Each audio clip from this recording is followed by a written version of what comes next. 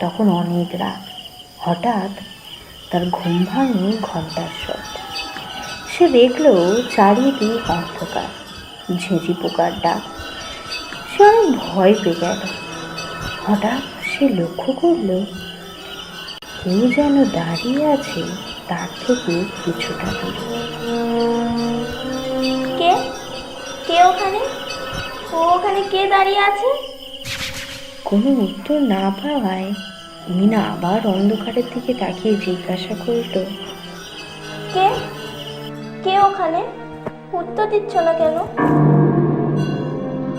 কে তুই? এখানে তুই কি করছিস?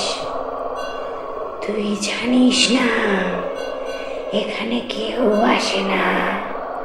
তোর সাহস হলো কি করে এখানে আসার? আমি বলি,